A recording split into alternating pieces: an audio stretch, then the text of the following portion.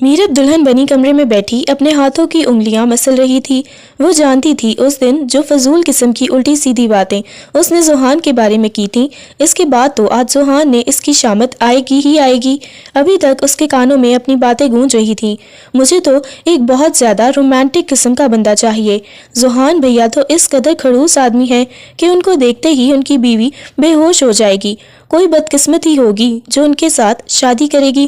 اپنی ہی کی گئی باتیں اس کے کانوں میں گونجنے لگیں۔ یا اللہ، مجھے آج اس چنگیز خان سے بچا لینا۔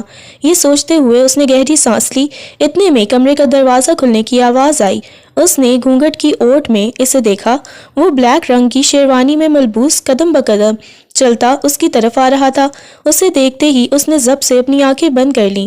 تھوڑی دیر بعد وہ اس کے سامنے بیٹھا اور ایک دم سے اس کا گھونگھٹ اٹھا کے اس کے پرسن چہرے کو دیکھنے لگا۔ ذوحان کے چہرے پر ایک طنزیہ مسکراہٹ بکھر گئی۔ کیا بول رہی تھی تم؟ کہ تمہیں تو ایک بہت زیادہ رومانٹک قسم کا بندہ چاہیے۔ میں تو بہت زیادہ خڑوس قسم کا ہوں، تم سے بات بھی نہیں کروں گا، بلکہ تمہیں تو بہت ایک زیادہ رومانٹک بندہ چاہیے تھا نا۔ وہ اب اس پہ طنز کر رہا تھا۔ نہیں نہیں ذوحان بھیا، میں نے تو ایسا کچھ بھی نہیں کہا۔ وہ فوراً اس کی آنکھوں کے سامنے بیٹھی جھوٹ بولنے لگی۔ خبردار جو مجھے بھیا کہا، جان نکال لوں گا تمہاری۔ کیوں اپنے نکاح کا بیڑا غرق کرنا چاہتی ہو؟ ذوحان نے اسے وارننگ دی تو وہ فوراً خاموش ہو گئی۔ جی وہ بس غلطی ہو گئی، یہ کہتے ہوئے وہ اپنے ہاتھوں کی انگلیاں چٹکنے لگی۔ ادھر دیکھو مجھے۔ وہ دوبارہ سے سختی سے گویا ہوا تو اس نے نگاہیں اٹھا کے اسے دیکھا۔ آپ مجھے ڈانٹیں گے، مجھے ماریں گے؟ وہ گھبراتے ہوئے بولنے لگی۔ ظاہر ہے تم میرے بارے میں الٹی سیدھی باتیں کرو گی تو اس کی سزا تو تمہیں ملے گی نا۔ یہ کہتے ہوئے وہ بالکل اس کے سامنے آ کے بیٹھ گیا۔ اس کی تھوڑی سے پکڑ گئے، اس کا چہرہ اوپر کیا۔ میرب نے جیسے ہی ذوحان کا لمس محسوس کیا تھا، فوراً سے گھبرا کے اسے پیچھے کرنے لگی۔ پلیز پلیز ذوحان بھیا، مجھے جانا ہے، مجھے چینج کرنا ہے، یہ کپڑے بہت زیادہ بھاری ہیں۔ یہ کہتے ہوئے وہ ہٹنے لگی۔ جب ذوحان نے اسے کھینچا تو وہ سیدھا ذوحان کی آغوش میں آ گئی تھی۔ آنکھیں پھاڑے ذوحان کو دیکھنے لگی۔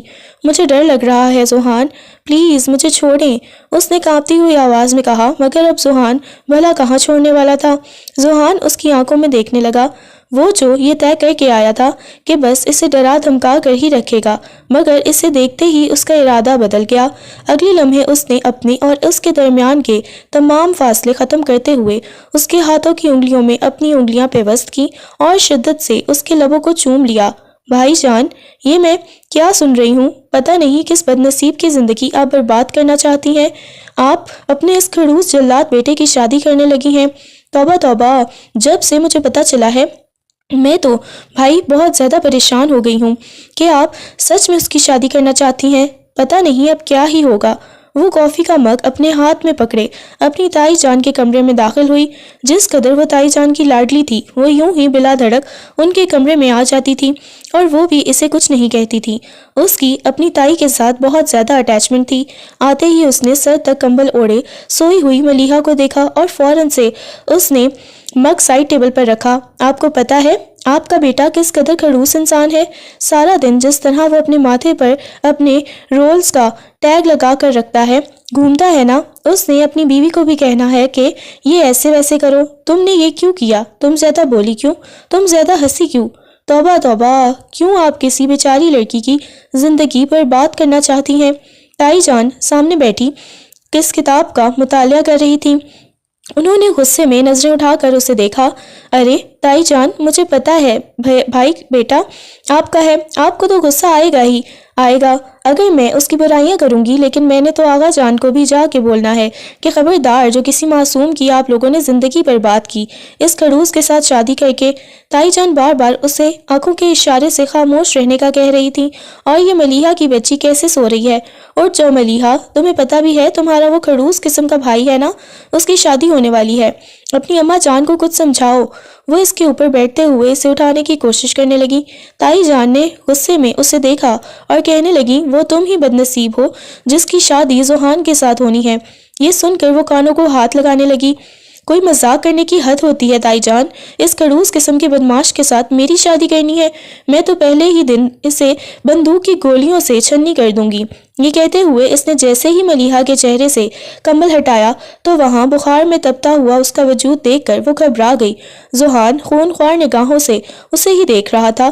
پیشانی پہ بکھرے ہوئے کرلی بال اور اس کی سبز آنکھوں میں چھایا ہوا غصہ اس بات کی گواہی دے رہا تھا کہ وہ اس کے ایک ایک لفظ کو بڑی غور سے سن رہا تھا۔ اسے دیکھتے ہی فوراً خشک خون پڑتے ہوئے پیچھے ہو کر زبردستی چہرے پر مسکراہٹ لائی۔ تائی جان، میں تو بول رہی تھی نا کہ آپ کوئی اچھی سی بہو لے کر آئیے گا، میں تو ان کے قابل ہی نہیں ہوں۔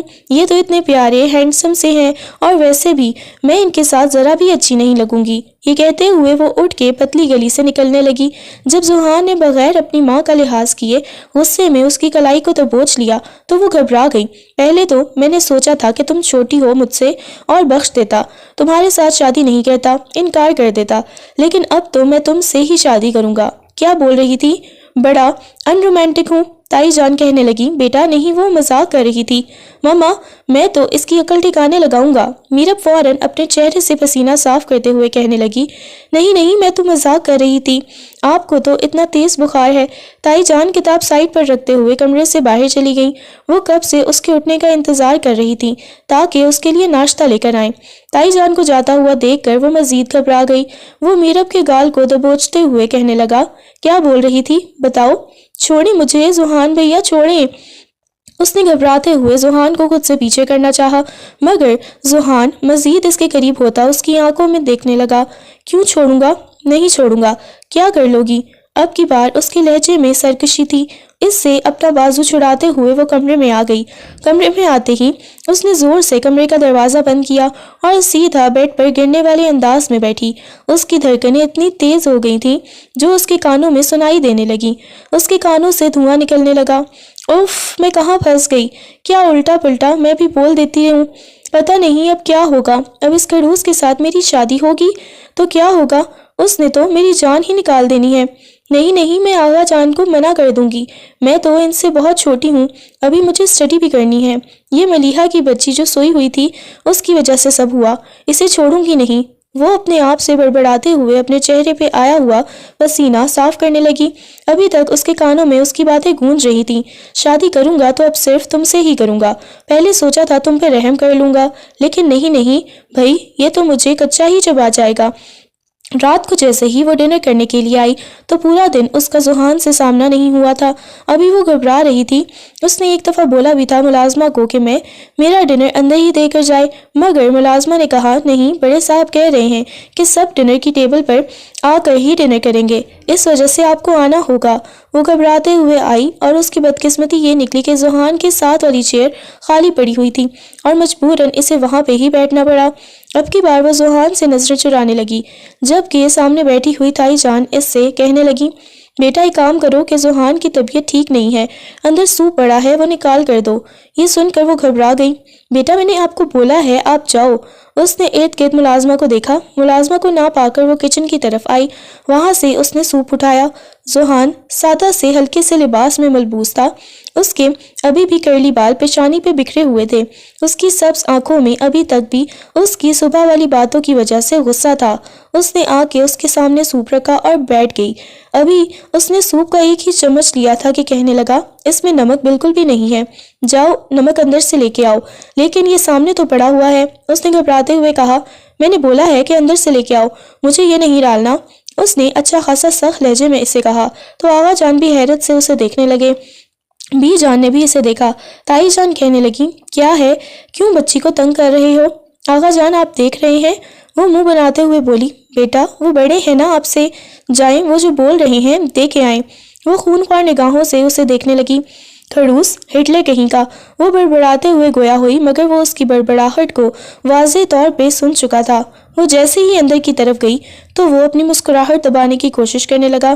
غلط کر رہے ہو تم، سامنے بیٹھی ہوئی تائی جان نے اسے غصے میں کہا، جبکہ یہ بات کسی اور کو سمجھ نہیں آئی کہ وہ ایسا کیوں کر رہا ہے، جبکہ اس کے اندر تو نہ جانے کیوں محبت نے انگڑائی لی تھی۔ وہ جو ہر وقت سنجیدہ رہتا تھا، آج پہلی دفعہ اس کے لبوں پہ سب کے درمیان بیٹھے ہوئے اپنی سوچوں میں مگن ایک دھیمی سی مسکراہٹ بکھری۔ نہ جانے کیوں وہ ہمیشہ لڑکیوں سے دور رہتا تھا، مگر آج صبح جب وہ آ کے اس کے قریب سیدھا اس کے اوپر ہی بیٹھ گئی تھی، اس کے پاس سے آنے والی خوشبو اور اس کے لمس کو جب اس شخص نے محسوس کیا تو ایک عجیب سی محبت نے، عجیب سے جذبات نے اس کے اندر انگڑائی لی، اور وہ ابھی تک انہی سب کے بارے میں سوچے جا رہا تھا۔ پھر اپنی مما کی باتیں اس کے کانوں میں گونجنے لگی، بیٹا یہ لڑکی تمہارے لیے پرفیکٹ ہے، ایک تم انتہا کے خڑوس اور وہ شرارتی، جب دونوں ملو گے تو نارمل ہو جاؤ گے۔ وہ اب آ کے اس کے پاس بیٹھ کے کھانا کھانے لگی، مگر اس کے ہاتھوں میں واضح لرزش تھی۔ کھانا کھانے کے بعد وہ سیدھا اپنے کمرے میں چلی گئی۔ کمرے میں آتے ہی بہت زور سے اس نے کمرے کا دروازہ بند کیا۔ یہ خڑوس اپنے آپ کو کیا سمجھتا ہے؟ میں کبھی بھی اس سے شادی نہیں کروں گی۔ پتہ نہیں اپنے آپ کو کیا سمجھ رہا ہے۔ ابھی تک وہ یہی بول رہی تھی کہ جب پیچھے سے دروازہ کھلنے کی آواز آئی۔ اس نے مڑ کر دیکھا تو سامنے زوہان کھڑا ہوا تھا۔ فوراً سے بیڈ پہ پڑا ہوا اپنا دوپٹہ اٹھانے لگی۔ جب وہ ایک ایک قدم چلتا ہوا اس کے پاس آیا، وہ پیچھے دیوار کے ساتھ لگ گئی۔ کمرے کا دروازہ بند ہو چکا تھا۔ وہ آپ یہاں کیا کر رہی ہیں؟ اس نے دوبارہ سے ڈرتے ہوئے کہا۔ کیا آپ مجھے کہہ رہی تھی خڑوس؟ ہٹلر خان؟ اس نے دونوں سائڈوں پر بازو ٹکاتے ہوئے اس کی آنکھوں میں دیکھ کر کہا۔ مجھے ڈر لگ رہا ہے، پلیز آپ یہاں سے جائیں، اس نے پھر سے کانپتی آواز میں کہا، مگر وہ بالکل اس کے قریب ہو گیا۔ تو میں نے تم سے ہی شادی کرنی ہے، اور یہ جو تمہاری جتنی شرارتیں ہیں یہ سب نکال کے رکھ دوں گا۔ اس کے کان میں سرگوشیانہ انداز میں بولتے ہوئے اس نے اس کے کان کی لو کو دانتوں تلے دبایا تو وہ گھبرا گئی۔ آپ یہ کیا کر رہے ہیں؟ اس کے لیے یہ سب کچھ بالکل نیا تھا۔ آج سے پہلے اس نے کبھی ایسا کچھ بھی محسوس نہیں کیا تھا۔ جو حرکت آج اس نے کی تھی، ایسی اس کے ساتھ اس سے پہلے کبھی کسی نے نہیں کی تھی۔ وہ ڈرتے ہوئے اس کے سینے پر ہاتھ رکھ کر اسے خود سے دور کرنے لگی۔ پلیز ہٹیں پیچھے، مجھے بہت زیادہ ڈر لگ رہا ہے۔ اس کی آنکھوں سے آنسو بہنے لگے، مگر وہ ایک دم سے اس کی کمر میں ہاتھ ڈال کر اسے اپنے قریب کر گیا۔ وہ خود نہیں جانتا تھا کہ اچانک سے اسے کیا ہو گیا ہے، مگر جیسے ہی وہ اس سے الگ ہوا، وہ گھبراتے ہوئے گہرے گہرے سانس لینے لگی۔ وہ فوراً کمرے سے باہر چلا گیا۔ نیرب نے اپنے چہرے پر آیا ہوا پسینہ صاف کیا اور جلدی سے جا کر کمرے کے دروازے کو بند کر کے اچھی طرح لاک لگایا، گویا جیسے اسے ڈر ہو کہ وہ دوبارہ سے نہ آ جائے۔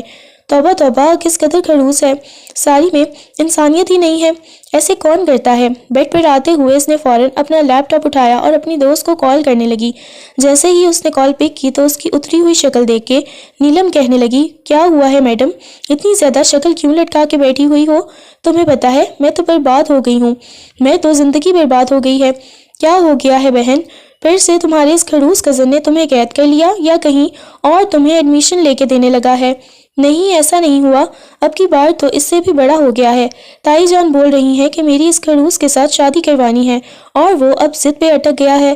وہ اسے ساری بات بتانے لگی۔ 2-3 دن گزر چکے تھے اور وہ ہر رات بیٹھ کے نیلم سے گھنٹوں اس کی برائیاں کرتی تھی۔ آج بھی کافی رات ہو گئی، کہنے لگی، یار میں نے تو تائی جان کو بہت زیادہ سمجھانے کی کوشش کی کہ میری اپنے اس خڑوس بیٹے کے ساتھ شادی نہ کروائیں۔ تمہیں پتا ہے اسے رومانس نام کا الف بھی نہیں پتا، ہر وقت آفس کا کام لے کے بیٹھا ہوتا ہے۔ 2-3 بار میں نے تو پوچھا اور چاہا کہ وہ میرے ساتھ کوئی اچھی طرح سے بات کر لے، مگر مجال ہے جو وہ کام کے علاوہ کوئی بات کرتا ہو۔ مجھے نہیں ان سے شادی کرنی۔ نیلم، تمہیں پتا ہے میں کیسے گھر والوں کو سمجھاؤں؟ وہ منہ بناتے ہوئے سامنے بیٹھی نیلم کو دیکھنے لگی۔ نیلم کے لبوں پہ مسکراہٹ بکھر گئی۔ یار تمہیں پتا ہے جب وہ تمہیں یونیورسٹی کبھی کبھی چھوڑنے آتا ہے تو ساری دوستیں اسے کیسے دیکھتی ہیں؟ کتنا ہینڈسم ہے یار۔ ہینڈسم ہونے سے کیا ہوتا ہے بھائی، بندہ رومانٹک بھی ہونا چاہیے۔ اچھے سرپرائز دے کر بیوی کو اس کے لیے اچھے گفٹ لائے، فون پہ باتیں کرے۔ وہ تو مجھ سے بات بھی نہیں کرتا، ہر وقت ڈانٹتا رہتا ہے، خڑوس قسم کا انسان ہے۔ مجھے نہیں اس کے ساتھ شادی کرنی، وہ اسے بتا رہی تھی۔ اچھا ٹھیک ہے، تم فضول قسم کی باتیں مت سوچو، ایک کام کرو، ایک کپ چائے بنا کے اس کے کمرے میں لے کے جاؤ، پھر دیکھنا وہ تم سے بات کرے گا۔ میں؟ چائے؟ اسے میرے ہاتھ کی پسند نہیں آتی، پھر کافی لے کے جاؤ، دیکھنا شاید وہ کام کر رہے ہوں گے، پھر ان سے کہنا کہ تمہیں کس نے بولا ہے مجھے آدھی رات کو چائے پینی ہے۔ نہیں، میں نے بالکل بھی نہیں جانا، لے کے جاؤ نا، کیا ہو جائے گا؟ نیلم کی بات پہ اس نے گہری سانس لی۔ بس میں اپنی بربادی کے لیے تیار ہو رہی ہوں، اس سے زیادہ کچھ نہیں۔ یہ سوچتے ہوئے وہ جیسے ہی اٹھی تو سامنے دروازے میں کھڑے ہوئے زوہان کو دیکھ کر اس کا اوپر کا سانس اوپر اور نیچے کا نیچے رہ گیا۔ زوہان کو دیکھتے ہی وہ گھبرا گئی۔ زوہان ایک قدم چلتا ہوا اس کی طرف آنے لگا۔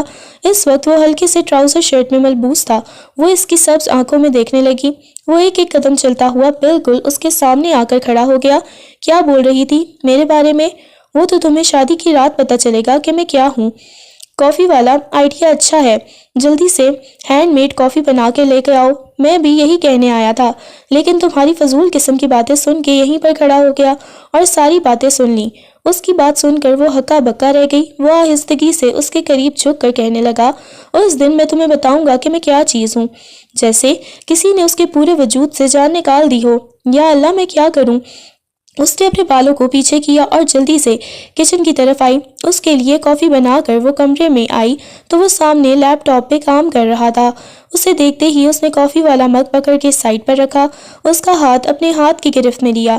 میری جان، آج کے بعد اگر آپ نے میرے بارے میں ایسی فضول قسم کی باتیں کی تو یاد رکھیے گا مجھ سے برا کوئی نہیں ہوگا۔ وہ عجیب انداز میں بولا تو اس کی بات سن کر میرب نے زبردستی اپنے لبوں پہ مسکراہٹ سجائی۔ وہ تو میں نیلم کے ساتھ بس مذاق کر رہی تھی، آئندہ سے ایسا مذاق نہیں ہونا چاہیے۔ یہ کہتے ہوئے وہ اس کے گال تھپ تھپا کر کمرے سے باہر چلا گیا۔ گھر میں شادی کی تیاریاں زور و شور سے چلنے لگی۔ کبھی وہ اس کے ساتھ شاپنگ پر چلی جاتی اور سارے راستے منہ بنائے بیٹھی رہتی۔ اس کی شکل سے صاف واضح ہو رہا تھا کہ وہ اس سے شادی سے بالکل بھی خوش نہیں ہے، کیونکہ وہ اس چنگیز خان سے بہت زیادہ ڈرتی تھی۔ ہر جگہ اس کی برائیاں کرتی رہتی تھی اور نہ جانے کتنی دفعہ وہ اپنی برائیاں اس کے منہ سے سن چکا تھا۔ مایوں کے فنکشن میں زوہان نے محسوس کیا تھا کہ وہ بہت زیادہ منہ بنا کے بیٹھی ہوئی ہے، اور زوہان کو نہ جانے کیوں حیرت ہوئی تھی۔ پہلے تو پھر بھی وہ کچھ ٹھیک نارمل لگ رہی تھی، مگر اتنا زیادہ اس کا پھولا ہوا منہ دیکھ کے اس سے کچھ غلط ہونے کا اندیشہ ہوا۔ مایوں کا فنکشن ختم ہوا تو وہ اس کے پیچھے پیچھے سیدھا کمرے میں آ گیا۔ میرب نے جیسے ہی زوہان کو دیکھا تو غصے میں کہنے لگی، آپ میرے پیچھے پیچھے کیوں آ گئے ہیں؟ اس کی بات سن کر وہ نرمی سے کہنے لگا، کیا ہوا ہے؟ تم نے اتنا زیادہ منہ کیوں پھلایا ہوا ہے؟ چلے جائیں، مجھے آپ سے کوئی بات نہیں کرنی، اور میں آپ کو کیوں بتاؤں؟ جائیں یہاں سے۔ وہ غصے میں گویا ہوئی، ادھر دیکھو، مجھے اب کی بار لہجہ اچھا خاصا سخت تھا، اور اس کی اتنی غصے بھری آواز سن کر وہ گھبرا گئی تھی۔ کیا ہے، آپ مجھ پہ غصہ کرنے آئے ہیں؟ تو جائیں یہاں سے، چلے جائیں، مجھے آپ سے کوئی بات نہیں کرنی، نہ ہی میں نے آپ کو بلایا ہے۔ تم پریشان ہو، بتاؤ مجھے کیا ہوا ہے؟ ایک تو دلہا بھی پسند کا نہیں، اوپر سے لہنگا بھی پسند کا نہیں، تو کیا میں پھر بھی خوش ہونا چاہوں گی؟ وہ منہ بناتے ہوئے گویا ہوئی تو وہ اسے دیکھنے لگا۔ تمہیں پسند کا لہنگا لے کے دوں گا؟ یہ سن کر وہ آنکھیں پھیلائے اسے دیکھنے لگی۔ اس قدر کھڑوس قسم کا آدمی خود آفر کر رہا تھا کہ مائیوں والے دن وہ اسے نیا لہنگا لے کے دے گا۔ وہ جانتی تھی تائی جان نے جو پہلا لہنگا لیا ہے وہ بھی بہت زیادہ مہنگا ہے، مگر اسے پسند نہیں آیا تھا۔ چلو نیا لے کے آتے ہیں، اب کی بار میں اپنی پسند کا دلاؤں گا۔ ہاں، آپ نے بھی اپنی مما کے جیسے ہی کوئی پسند کرنا ہے۔ مجھے نہیں پسند، مجھے نہیں لینا، نہیں، مجھے کہیں نہیں جانا۔ وہ پھر سے بڑبڑاتے ہوئے گویا ہوئی تو اس کی بات سن کے وہ کہنے لگا، چلو 5 منٹ میں تیار ہو کے نیچے آؤ، میں تمہارا انتظار کر رہا ہوں۔ تو کیا ہم اکیلے جائیں گے؟ وہ آنکھیں پھیلائے اسے دیکھنے لگی۔ ظاہر ہے تم کہہ رہی ہو نا کہ تمہارا شوہر رومانٹک نہیں ہے، تو رومانٹک موڈ بھی تمہیں اپنا دکھا دوں گا۔ اس کے کان میں سرگوشی کی تو اس کی گرم سانسوں کی تپش اس کے اپنے کان کی لو پر محسوس کی۔ اس کا دل بہت شدت سے دھڑکنے لگا۔ غصے میں اسے دیکھتے ہوئے کہنے لگی، ٹھیک ہے، اسے بھی بہت زیادہ شوق چڑھا ہوا تھا اپنی پسند کا لہنگا لینے کا۔ وہ جلدی سے تیار ہو کر نیچے آئی تو وہ گاڑی میں اس کا انتظار کر رہا تھا۔ جیسے جیسے وقت گزرنے لگا اب کی بار اس کے لبوں پر ایک ہلکی سی مسکراہٹ بکھر گئی۔ وہ اسے لے کر ایک شاپنگ مال میں آ گیا۔ زوہان صاحب کو شاپنگ مال میں موجود سیلز مین نے اسے اندر آنے کا کہا۔ آہستگی سے زوہان نے اس کے ہاتھ کو اپنے ہاتھ کی گرفت میں لیا۔ اسے اپنا ہاتھ بالکل ٹھنڈا برف کی مانند ہوتا ہوا محسوس ہونے لگا۔ کیا ہوا؟ لگتا ہے تمہیں بی پی لو ہو گیا ہے۔ زوہان نے سنجیدگی سے اسے دیکھا تو وہ نفی میں سر ہلانے لگی۔ نہیں نہیں، ایسا کچھ بھی نہیں ہوا۔ وہ کانپتی ہوئی آواز میں گویا ہوئی۔ نہ جانے کیوں اسے زوہان سے ایک عجیب طرح کی ہچکچاہٹ محسوس ہونے لگی۔ پہلے وہ ہمیشہ اس کے ساتھ بے دھڑک کچھ بھی بول دیتی تھی، مگر پچھلے چند منٹوں میں ہی وہ مکمل طور پہ گھبرانے لگی۔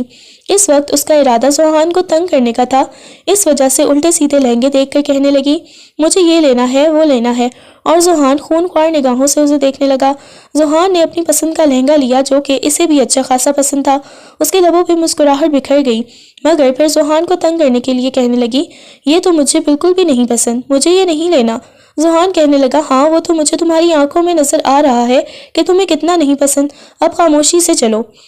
یہ کہتے ہوئے اس نے لہنگا پیک کروایا اور اس کے بعد ولیمے کا ڈریس بھی اسے نیا لے کے دیا، کیونکہ اسے اندازہ ہو چکا تھا کہ اس نے ولیمے کا ڈریس بھی پسند نہیں کیا، لیکن بجائے گھر جانے کے وہ اسے کہیں اور لے کے جانے لگا۔ اب آپ یہ مجھے کہاں لے کے جا رہے ہیں؟ اس نے کانپتی ہوئی آواز میں پوچھا تو وہ نرمی سے مسکراتے ہوئے اسے دیکھنے لگا۔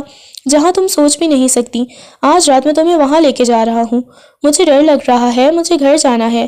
اس کی آنکھوں میں نمی تیرنے لگی، اسے سوہان سے ڈر لگنے لگا۔ کافی وقت بعد ایک سنسان جگہ پہ بنے ہوئے فارم ہاؤس کے سامنے اس کی گاڑی رکی تو وہ ڈر گئی۔ آپ مجھے یہاں پہ اتنی رات کو کیوں لے کے آئے ہیں؟ آپ کو پتہ ہے مجھے آپ کے فارم ہاؤس سے کتنا زیادہ ڈر لگتا ہے، یہاں پہ چڑیل ہوتی ہیں۔ لاسٹ ٹائم بھی جب ہم آئے تھے میں نے چڑیل دیکھی تھی۔ ہاں وہ تو تم خود ہی ہو، کہیں اپنی شکل ہی دیکھ لی ہوگی۔ نکلو باہر۔ اس نے دوسری طرف سے دروازہ کھولا۔ میرب کو بالکل اندازہ نہیں تھا کہ وہ اسے یہاں پہ کیوں لے کے آیا ہے۔ پلیز مجھے ڈر لگ رہا ہے، وہ ڈرتے ہوئے گویا ہوئی تو آہستگی سے اس کے ہاتھ کو پکڑتے ہوئے اندر کی طرف لے جانے لگا۔ اب تم بولتی تھی نا کہ تمہیں ایسا شوہر چاہیے جو تمہیں سرپرائز دے، تو میں یہ سب کچھ کیوں نہ کروں؟ آہستگی سے اس کے کان میں سرگوشی کی تو وہ جی جان سے کپ کپائی۔ وہ اسے لے کے فارم ہاؤس کے اندر آ گیا۔ اگلے ہی لمحے وہ اسے کمرے میں لے کے آیا۔ جیسے ہی کمرے کا دروازہ کھلا تو سامنے کمرہ بہت خوبصورتی سے سجا ہوا تھا۔ وہ اسے دیکھنے لگی۔ آپ مجھے یہاں پہ کیوں لے کے آئے ہیں؟ اس نے ڈرتے ہوئے کہا تو سامنے کیک پڑا ہوا تھا جس کے اوپر ہیپی برتھ ڈے لکھا ہوا تھا۔ ان کے خاندان میں کبھی سالگرہ نہیں منائی جاتی تھی، تو اس وجہ سے اس نے کبھی غور بھی نہیں کیا تھا کہ اس کی کب سالگرہ ہوتی ہے، لیکن اس کی بہت زیادہ خواہش تھی اور یہ پابندی بھی ذوحان نہیں لگائی تھی کہ اس گھر میں کبھی کسی کی سالگرہ نہیں منائی جائے گی، مگر آج وہ خود اس سے لے کے آیا تھا۔ اس نے آہستگی سے اس کے کان میں سرگوشی کی۔ جنم دن مبارک میری ہونے والی بیگم۔ اس کی بات سن کر وہ گھبراتے ہوئے اس سے دور جانے لگی۔ جب اس نے کھینچ کے اسے اپنے قریب کر لیا، وہ تو اس شخص کی یہ باتیں، یہ جملے اور اس کی یہ قربت ہی برداشت نہیں کر پا رہی تھی۔ نہ جانے وہ بعد میں اس کے ساتھ کیا کرے گا۔ اسے بالکل اندازہ نہیں تھا کہ وہ اس قدر رومانوی قسم کا انسان ہوگا۔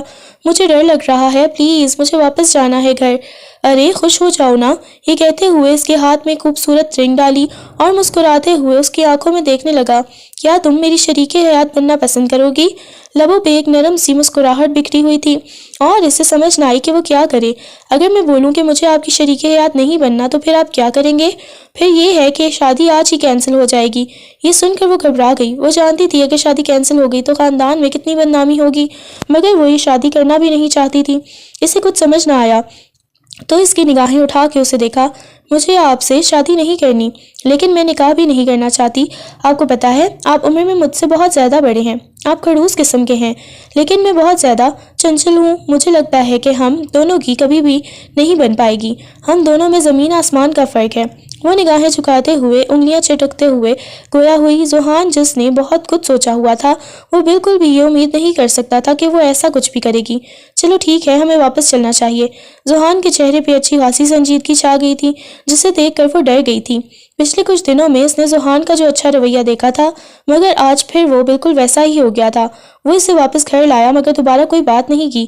اگلے دن مہندی کے فنکشن میں بھی وہ بہت زیادہ سنجیدہ لگ رہا تھا۔ مہندی کے فنکشن میں کزنس نے اسے بولا کہ بھائی آپ بھی ڈانس کریں نا پلیز، مگر اس نے کسی کی بات کا جواب نہیں دیا۔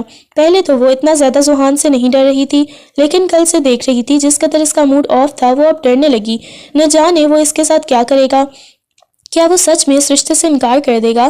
اگر کر دیا تو نہ جانے گھر والے کیا سوچیں گے؟ کیا کچھ اس کے دماغ میں چل رہا تھا؟ اسے ایسی بات نہیں کرنی چاہیے تھی۔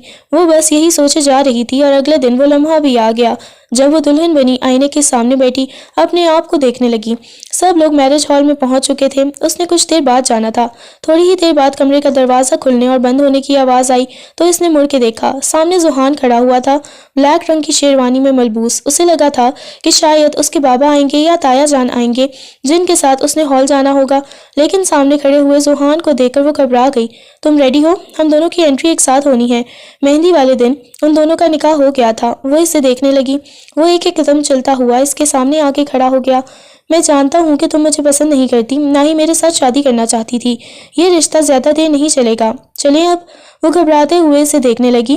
اس نے اس کے ہاتھ کو پکڑا مگر وہ وہیں پہ رکی، نفی میں سر ہلانے لگی۔ ذوحان نے اسے دیکھا۔ اسے ذوحان کا یہ رویہ برداشت نہیں ہو رہا تھا۔ اس نے جو اتنے دنوں میں اس کا اچھا رویہ دیکھا تھا وہ ایک دم سے روتے ہوئے ذوحان کے سینے سے لگ گئی اور ذوحان کو لگا جیسے کسی نے اس کا دل مٹھی سے مسل دیا ہو۔ وہ ذوحان کو کہنے لگی، ذوحان آپ مجھ سے ناراض نہ ہوں۔ نہیں، میں نے آپ سے ناراض کیوں ہونا ہے؟ چلیں ہمیں دیر ہو رہی ہے۔ اس نے سرگوشی کی۔ میرب نے ذوحان کے ہاتھ کو اپنے ہاتھ کی گرفت میں لیا اور اس کے ہاتھ کو اپنے لبوں سے لگا لیا۔ ذوحان بالکل امید بھی نہیں کر سکتا تھا کہ وہ ایسا بھی کرے گی۔ اپنے ہاتھ کو اس کے لبوں سے ہٹایا اور کہنے لگا، کیا پاگل ہو گئی ہو؟ کل تک تو تم یہ شادی نہیں کرنا چاہتی تھی۔ وہ غصے میں گویا ہوا تو اس کی بات سن کر وہ گھبرا گئی اور کہنے لگی، ہاں میں شادی نہیں کرنا چاہتی تھی، لیکن آپ میرے ساتھ اتنا برا بیہیو کیوں کر رہے ہیں؟ وہ روتے ہوئے گویا ہوئی تو اس کی بات سن کر وہ خاموش ہو گیا اور کہنے لگا، نہیں میں تمہارے ساتھ کوئی برا بیہیو نہیں کر رہا، چلو۔ یہ کہتے ہوئے اس کا ہاتھ پکڑا مگر وہ پھر بھی اپنی جگہ سے ٹس سے مس نہ ہوئی۔ آپ پہلے جیسے ہو جائے نا، جیسے پہلے تھے پلیز، وہ اس کی آنکھوں میں دیکھتے ہوئے بولی۔ پہلے تمہیں بہت زیادہ کڑوس تھا، تمہیں پسند نہیں آؤں گا۔ نہیں، اس کے بعد جیسے آپ ہوئے تھے، جیسے آپ مائیوں والے دن تھے، مجھے باہر بھی لے کے گئے تھے۔ کیوں؟ ابھی بھی دل کر رہا ہے کہ باہر لے کے جاؤں۔ آپ نے خود ہی تو بولا تھا کہ آپ کو مجھ سے شادی نہیں کرنی۔ غلطی ہو گئی تھی، اس وجہ سے بول دیا تھا۔ وہ اپنے ہاتھوں کی انگلیاں چٹکتے ہوئے گویا ہوئی، چلو کوئی بات نہیں، غلطی انسانوں سے ہی ہوتی ہے، چلو۔ یہ کہتے ہوئے اسے اپنے ساتھ لے کے ہال میں آ گیا۔ ان دونوں کی انٹری ہوئی، ساری روشنیاں ان کی طرف تھیں اور اس وقت وہ دونوں ایک دوسرے کے ساتھ مکمل لگ رہے تھے۔ دونوں کے لبوں پہ ہلکی ہلکی مسکراہٹ بکھر رہی تھی مگر اندر اس کا دل کانپ رہا تھا۔ وہ اس کے پہلو میں بیٹھی بہت خوبصورت لگ رہی تھی مگر اس نے کوئی بات نہیں کی۔ اس کے چہرے پہ سنجیدگی چھائی ہوئی تھی۔ اسے ڈر لگنے لگا، جس سے پہلی دفعہ احساس ہوا کہ اسے ایسی باتیں نہیں کرنی چاہیے تھیں۔ شاید اسی وجہ سے وہ اس سے ناراض ہو گیا۔ وہ بہت زیادہ بے چین تھی۔ رخصتی کا وقت آیا تو اس نے رخصت ہو کے جانا ہی تھا، واپس اپنے ہی تو گھر آنا تھا۔ بس یہ تھا کہ اپنے کمرے سے رخصت ہو کے اس نے ذوحان کے کمرے میں چلے جانا تھا۔ گھر آتے کے بعد بہت ساری رسومات ادا ہوئیں۔ اس کے بعد اسے لا کے ذوحان کے کمرے میں بٹھایا گیا۔ پورا کمرہ گلاب کے پھولوں کی خوشبو سے مہک رہا تھا۔ جب ملیحہ اور اس کی دوستیں اس کے پاس آ گئیں اور اسے چھیڑنے لگیں، کیا ہے تم دونوں یہاں سے بھاگو، تنگ کر رہی ہو مجھے، یاد ہے کتنی تم نے ذوحان بھیا کی برائیاں کی تھیں، اب وہ تم سے خوب گن گن کے بدلے لیں گے۔ اور وہ اسے اچھا خاصا چھیڑتی ہوئی کمرے سے باہر چلی گئیں۔ کمرے کا دروازہ بند تھا۔ وہ سامنے دیوار پر لگی ہوئی بڑی سی ذوحان کی تصویر کو دیکھنے لگی۔ اس کی گرین آنکھیں اور اس کے کرلی بال، یہ سب کچھ اسے کچھ عجیب سا لگ رہا تھا۔ تھوڑی ہی دیر بعد کمرے کا دروازہ کھلنے اور بند ہونے کی آواز آئی تو اس کا دل مزید شدت سے دھڑکا۔ اس نے نگاہیں اٹھا کے گھونگھٹ کی اوٹ میں سے اسے دیکھا۔ وہ ایک ایک قدم چلتا ہوا اس کے پاس آیا، آہستگی سے آ کر اس کے سامنے بیٹھ گیا۔ اس کا گھونگھٹ اٹھا کے دیکھا اور اگلے ہی لمحے اس کے لبوں پر ایک طنزیہ مسکراہٹ بکھری۔ کیا تم بولتی تھیں کہ تمہیں تو ایک بہت زیادہ رومانٹک قسم کا بندہ چاہیے؟ اب میں تو بالکل بھی رومانٹک نہیں ہوں۔ کیا خیال ہے اب دکھا دوں میں تمہیں اپنا اصلی رنگ؟ تم تو کہتی تھیں کہ یہ شخص بالکل رومانٹک نہیں ہوگا، میرا خیال ہے اب دکھا دینا چاہیے۔ وہ اس سے خوب تنگ کرنے لگا۔ اس کی آنکھوں میں نمی تیرنے لگی۔ مجھے ڈر لگ رہا ہے۔ اس نے گھبراتے ہوئے ذوحان کو دیکھا تو ذوحان کے لبوں پہ اب کی بار ایک نرم سی مسکراہٹ بکھری۔ ڈرنا تو چاہیے، جتنی الٹی سیدھی تم باتیں کرتی ہو اس کے بعد تمہیں ڈرنا ہی چاہیے۔ یہ کہتے ہوئے ایک دم سے اسے کھینچا تو وہ کہنے لگی، ذوحان مجھے چینج کرنا ہے۔ یہ کہتے ہوئے وہ پیچھے ہٹنے لگی مگر اس نے کھینچ کر اسے اپنے قریب کر لیا۔ بالکل بھی نہیں، یہ کام تو میرا ہے۔ اس کی بات سن کر وہ نفی میں سر ہلانے لگی۔ پلیز، مجھے بہت زیادہ ڈر لگ رہا ہے۔ اس کی آنکھوں میں نمی تیرنے لگی تو وہ اس کی بات سن کر نرمی سے مسکرا دیا اور اسے کھینچ کر اپنے قریب کر لیا۔ اب یہاں سے اٹھنے کی کوشش مت کرنا ورنہ بہت برا پیش آؤں گا۔ وہ مسکراتے ہوئے گویا ہوا تو اس کی بات سن کر وہ نفی میں سر ہلا کر بولی، ٹھیک ہے میں نہیں اٹھتی، لیکن مجھے بہت زیادہ ڈر لگ رہا ہے۔ اچھا اٹھو یہاں سے۔ اس کی بات سن کر وہ نفی میں سر ہلانے لگی۔ آپ نے مجھے کہاں لے کے جانا ہے؟ بھئی سب کو پتا ہے میں نے تمہیں کہاں لے کے جانا ہے، چلو اٹھو۔ یہ کہتے ہوئے اسے اٹھنے کا اشارہ کیا اور اسے کمرے سے باہر لے کے آیا۔ مجھے کہاں لے کے جا رہے ہیں؟ اس نے دیکھا شاید سب لوگ اپنے اپنے کمروں کی طرف جا چکے تھے۔ رات کے 2 بج رہے تھے اور اتنی رات کو وہ اسے کہاں لے کے جانا چاہتا تھا اسے بالکل بھی اندازہ نہیں تھا مگر وہ اس کا بازو پکڑے لا کر اسے باہر کھڑی پھولوں سے سجی ہوئی گاڑی میں بٹھایا تو وہ ڈر گئی۔ مجھے بہت زیادہ ڈر لگ رہا ہے۔ اس نے بہت زور سے ذوحان کے ہاتھ کو دبوچ لیا۔ باہر ٹھنڈ بھی بہت زیادہ ہو رہی تھی اور موسم بھی کافی زیادہ خراب تھا۔ اس خراب موسم میں ذوحان اسے کہاں لے کے جا رہا تھا؟ وہ اسے فارم ہاؤس کی طرف لے کے آ گیا۔ ذوحان، اس نے کانپتی ہوئی آواز میں اس کا نام پکارا۔ ذوحان نے گاڑی فارم ہاؤس میں روکی اور دروازہ بند کر دیا۔ دوسری طرف سے اس نے گاڑی کا دروازہ کھولا اور ایک دم سے جھک کر اس کے اپنے بازوؤں میں اٹھاتا ہوا اندر کی طرف لے کے آ گیا۔ اس کا دل سوکھے پتے کی مانند لرز رہا تھا۔ ذوحان اسے لے کے اندر آیا تو اس نے گھبراتے ہوئے اسے دیکھا۔ پورا کمرہ بہت خوبصورتی سے سجا ہوا تھا۔ وہ پورے کمرے کو دیکھنے لگی۔ سامنے ان دونوں کی تصاویر تھیں، بچپن سے لے کے اب تک کی تصاویر۔ وہ آنکھیں پھیلائے اسے دیکھنے لگی۔ سرپرائز آپ کو چاہیے تھے نا؟ بہت بہت زیادہ سرپرائز ہیں۔ پیچھے سے اس کے کان میں سرگوشی کرتے ہوئے اس کی کان کی لو کو دانتوں تلے دبایا۔ پھر اس نے مڑ کے اسے دیکھا۔ یہ سب کچھ کیا ہے؟ اس نے ڈرتے ہوئے اسے دیکھا تو وہ کہنے لگا، سرپرائز ہے، ابھی تو اور بھی بہت سارے ہیں۔ وقت کے ساتھ ساتھ تم میری بچپن کی محبت ہو، بچپن کا عشق۔ وہ عجیب سے جذب کے عالم میں بولتا ہوا اس کی پشت کو اپنے سینے سے لگاتا ہوا اسے اپنے حصار میں لے گیا۔ وہ ڈرنے لگی تھی۔ اس نے آہستگی سے اس کی گردن پہ اپنے لب رکھے تو وہ ضبط سے اپنی آنکھیں بند کر گئی۔ اس کا دل سوکھے پتے کی مانند لرزنے لگا۔ پلیز، مجھے ڈر لگ رہا ہے، وہ کانپتی ہوئی آواز میں بولی۔ تمہیں تو بہت زیادہ رومانٹک بندہ چاہیے نا، اب تو میں تمہیں دکھاؤں گا، میرا بہت زیادہ رومانس کرنے کو دل کر رہا ہے۔ وہ مسکراتے ہوئے گویا ہوا تو وہ پیچھے پیچھے ہونے لگی۔ جیسے ہی وہ بیڈ تک آئی تو سامنے سجے ہوئے بیڈ کو دیکھنے لگی۔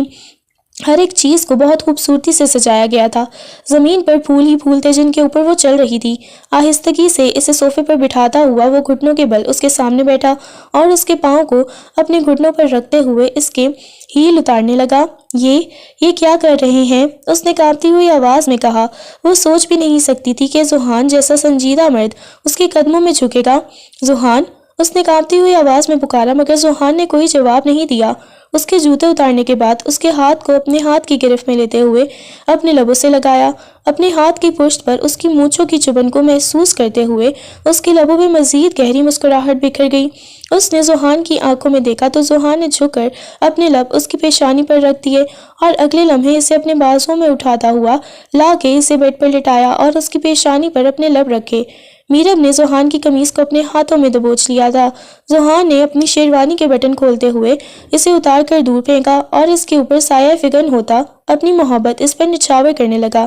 اس کے ہاتھوں کی انگلیوں میں اپنی انگلیاں پیوست کرتے ہوئے وہ اپنی محبت کی شدت اس پہ اتارنے لگا اور اس کی جیولری اتارنے لگا۔ جہاں جہاں سے وہ چھیڑ رہا تھا وہاں وہاں وہ اپنے لب رکھتا۔ اس کے کرلی بالوں کو اپنے ہاتھ میں دبوچ کر اس نے سب سے اپنی مٹھیاں بھینچ لی تھیں۔ ذوحان، مجھے ڈر لگ رہا ہے، اس نے کانپتی ہوئی آواز میں کہا تو ذوحان کے لبوں پہ مسکراہٹ بکھری۔ آج پہلی دفعہ وہ ذوحان کو اپنے اتنا قریب دیکھ رہی تھی۔ ان دونوں کی آنکھیں ایک دوسرے کی نگاہوں میں جھانک رہی تھیں۔ ذوحان نے اسے دیکھا، وہ تیز تیز سانس لے رہی تھی۔ اس کے اوپر نیچے ہوتی دھڑکنوں کو دیکھ کے ذوحان کے لبوں پہ مسکراہٹ بکھر گئی۔ بس اب یہ پردے درمیان میں مجھے بالکل بھی اچھے نہیں لگ رہے۔ آج مجھے تم پہ مکمل دسترس حاصل کرنی ہے۔ بچپن سے لے کے اب تک میں نے تمہیں ٹوٹ کے چاہا ہے، بہت زیادہ محبت کی ہے، تمہاری شرارتوں سے، تمہاری محبت بھرے جملوں سے اور تم سے۔ یہ کہتے ہوئے وہ مکمل طور پہ اسے اپنے حصار میں لے چکا تھا۔ اس کے اوپر سایہ فگن ہو کر اس نے ہاتھ بڑھا کر کمرے کی لائٹ آف کر دی۔ اگلا ہر لمحہ وہ بس اپنی محبت نچھاور کرنے لگا تھا اور وہ اس کی محبت کی بارش میں بھیگتی رہی۔ ان دونوں کی گہری سانسوں کی آواز کمرے میں گونجتی رہی۔ نہ جانے کتنے گھنٹے وہ اس کے اوپر اپنی محبت کی بارش کرتا رہا۔ شاور لے کر وہ باہر آئی تو فجر کی اذانیں ہو رہی تھیں۔ نماز ادا کرنے کے بعد ان دونوں نے جائے نماز طے کر کے سائڈ پر رکھی۔ وہ آ کے آئینے کے سامنے کھڑی اپنے بالوں کو ڈرائی کرنے لگی۔ مجھے بہت زیادہ نیند آ رہی ہے، ذوحان آہستگی سے اسے پیچھے سے اپنے بازوؤں کے حصار میں لیتے ہوئے بولا، مگر وہ شرم سے نگاہ بھی نہیں اٹھا پا رہی تھی۔ مجھے تو دیکھو، اس کی گردن میں اپنا چہرہ چھپاتے ہوئے گویا ہوا تو وہ اس کی چپتی داڑھی کو محسوس کر رہی تھی۔ ذوحان، اب جا کے سو جائیں، وہ اس کی مونچھوں کی چبھن کو محسوس کر رہی تھی۔ ذوحان، آپ سو جائیں نا، اس نے آہستگی سے اس کے ہاتھ کو اپنے پیٹ سے ہٹانا چاہا مگر ذوحان نے اس کا چہرہ اپنی طرف موڑا اور اس کی آنکھوں میں دیکھنے لگا۔ دل نہیں کرتا تمہیں چھوڑنے کو۔ ذوحان نے اس کی پیشانی پہ بوسہ دیا تو وہ شرماتے ہوئے اپنا سر اس کے سینے میں چھپا گئی اور اگلے لمحے وہ اسے اپنے حصار میں لے گیا۔ اس کے بعد وہ اس کے سینے پر سر رکھ کر اپنی آنکھیں بند کر گئی۔ وہ دھیرے دھیرے اس کے بالوں میں انگلیاں چلاتے ہوئے اس کے ساتھ محبت بھری گفتگو کرنے لگا اور وہ خود کو مکمل تصور کر رہی تھی۔ صبح جب اس کی آنکھ کھلی تو وہ اس کے بازوؤں کے حصار میں سو رہی تھی۔ اس کے لبوں پہ ہلکی سی مسکراہٹ بکھر گئی۔ جب کہ اس نے اس کی پیشانی پہ بوسہ دیا تو اس نے ہلکی ہلکی آنکھیں کھولیں۔ یہ وہی ذوحان تھا جس کی وہ ہر وقت برائیاں کرتی تھی، جس کے ساتھ شادی کو وہ اپنی بدنصیبی سمجھتی تھی، اور آج اسی ذوحان نے یہ ثابت کر دیا تھا کہ وہ دنیا کی خوش قسمت ترین لڑکی ہے جسے ذوحان جیسا انسان ملا ہے۔ اس نے مسکراتے ہوئے ذوحان کو دیکھا اور اپنے لب اس کی پیشانی پر رکھے۔ ذوحان کے لیے یہ انداز بالکل نیا تھا۔ ذوحان کو لگا تھا کہ وہ گھبرائے گی اور اسے دور بھاگنے کی کوشش کرے گی، مگر اس نے ایسا کچھ بھی نہیں کیا تھا۔ اس کے لبوں پہ مسکراہٹ بکھری ہوئی تھی۔ تم خوش ہو؟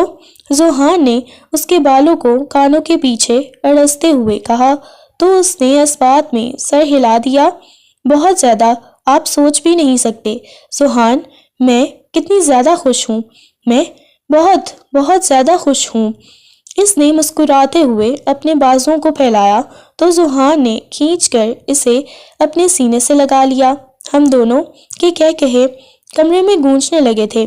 واقعی اس کی ایک روبوٹک زندگی کو اس نے ایک ہی رات میں مختلف خوبصورت رنگوں سے بھر دیا تھا، اور اس کی زندگی میں کہے دوبارہ سے گونجنے لگے تھے۔